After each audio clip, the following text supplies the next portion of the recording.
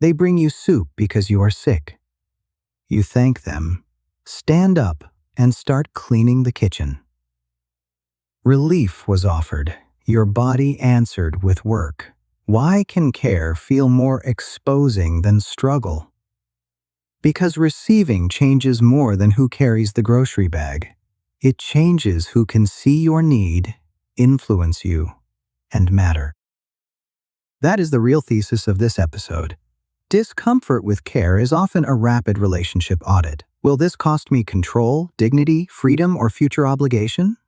Sometimes that audit reflects old attachment strategies or painful experience. Sometimes it reflects culture, personality, role expectations, or badly delivered help.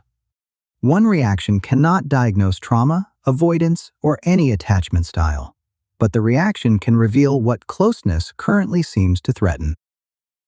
The first threat is simple: being witnessed before you have recovered.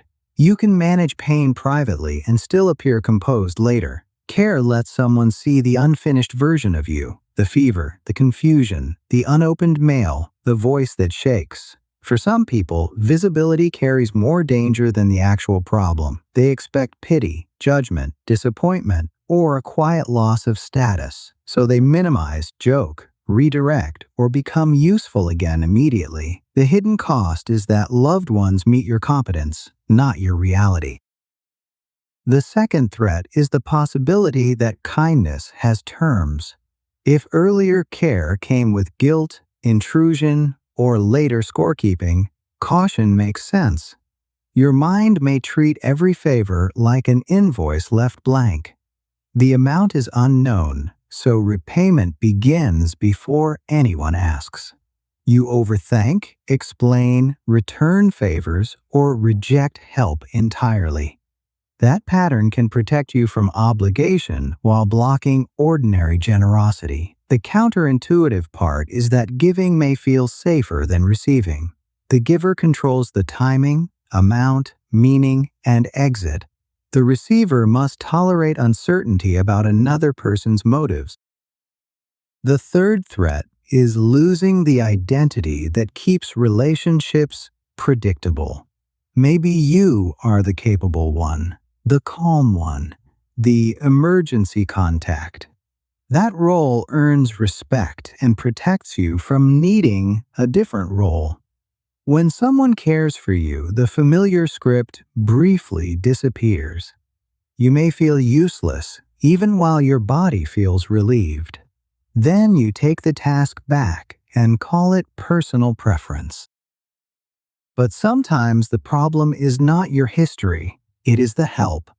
Support can become controlling when it ignores consent, competence, or stated boundaries. Unasked advice, hovering, forced disclosure, and taking over are not neutral kindness. Discomfort may be accurate information about the person or the delivery.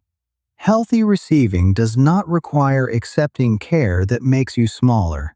It requires enough choice to remain an adult inside the connection. Try replacing vague offers with a specific consent-based shape.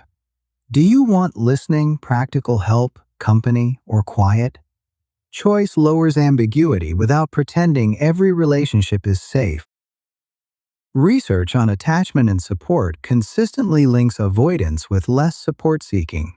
It also shows that support works differently depending on responsiveness and relationship quality. Human regulation is often social, but social does not mean surrendered. The goal is not dependence on everyone. The goal is flexible access to trustworthy people when carrying everything alone costs more. That flexibility is built through experiences, not motivational slogans. Start with what I call the 1-inch receive. Within 24 hours, accept one low-stakes offer you would normally refuse. Make the help specific: tea, a ride, 10 minutes of listening. Keep one boundary so your agency remains visible. Then, delay repayment for 10 minutes. Notice the urge to explain, minimize, perform, or become useful. Say only, "Thank you, I am going to let that help."